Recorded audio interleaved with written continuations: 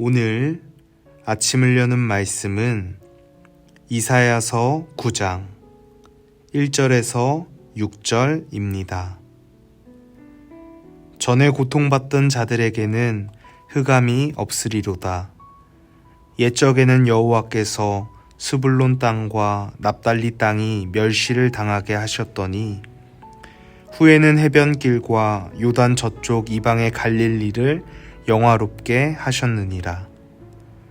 흑암에 행하던 백성이 큰 빛을 보고 사망의 그늘진 땅에 거주하던 자에게 빛이 비치도다. 주께서 이 나라를 창성하게 하시며 그 즐거움을 더하게 하셨으므로 추수하는 즐거움과 탈취물을 나눌 때의 즐거움 같이 그들이 주 앞에서 즐거워하오니 이는 그들이 무겁게 맨 멍에와 그들의 어깨의 채찍과 그 압제자의 막대기를 주께서 꺾으시되 미디안의 날과 같이 하셨음이니이다.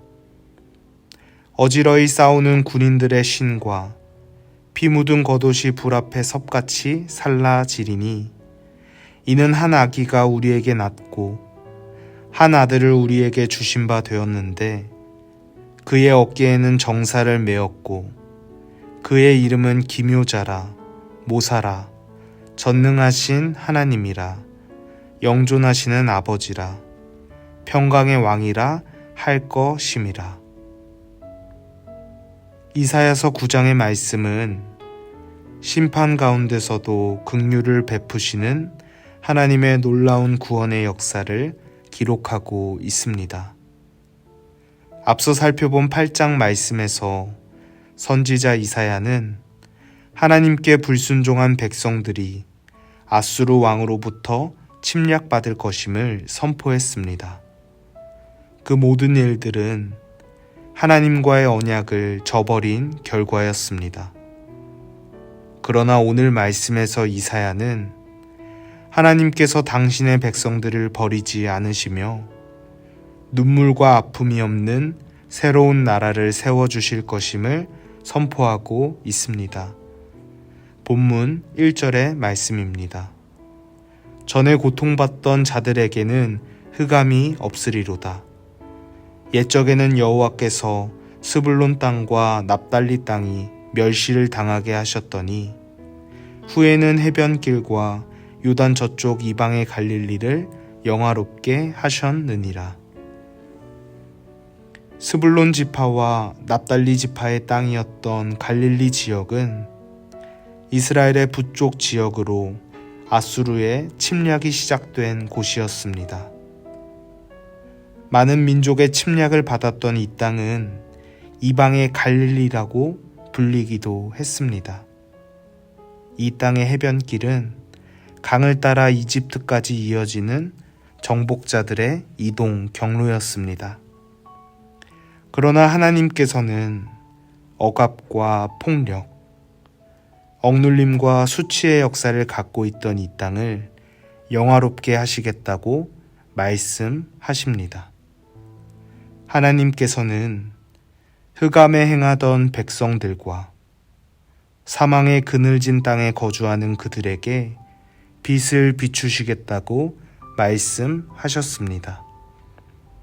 사랑하는 성도 여러분, 하나님께서는 소망이 없는 땅에서도 일하실 수 있는 분이십니다. 하나님께서는 죄가 만연하고 고통받는 이들의 절규가 가득한 땅에서도 넉넉히 하나님의 뜻을 이루어 가십니다.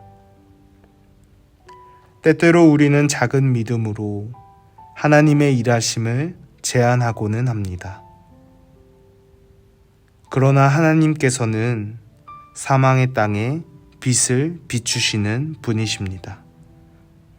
하나님께서는 광야에 길을 내시고 당신의 백성들을 신실하게 인도하여 주십니다. 이어지는 본문 6절의 말씀을 통해 우리는 하나님께서 어떻게 그 역사를 이루시는지 살펴볼 수가 있습니다. 본문 6절의 말씀입니다.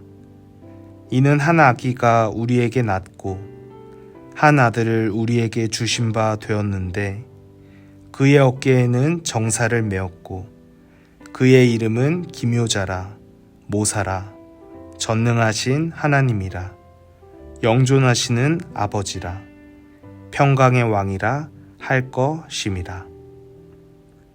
이 말씀에는 역설적인 메시지가 담겨져 있습니다.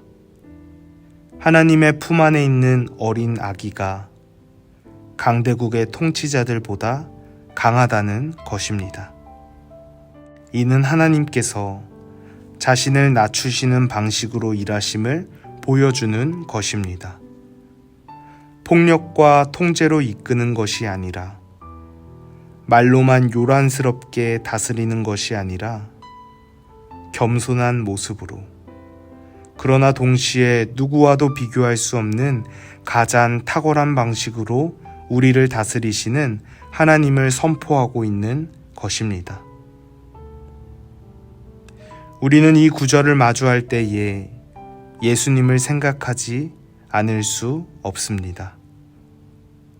우리를 사랑하셔서 자신을 낮추시고 이 땅 가운데 찾아오신 전능하신 하나님. 우리는 우리의 구주가 되시는 예수님을 찬양할 수밖에 없습니다. 사랑하는 성도 여러분, 하나님께서는 소망이 없는 땅에 빛을 비추시고 하나밖에 없는 아들을 보내주심으로 하나님께서 얼마나 놀라운 방식으로 우리를 다스리시는지 보여주셨습니다. 오늘 하루 우리를 향한 하나님의 사랑을 기억하면서 주님의 뜻을 받들어 이루는 거룩한 성도가 되시기를 간절히 소망합니다.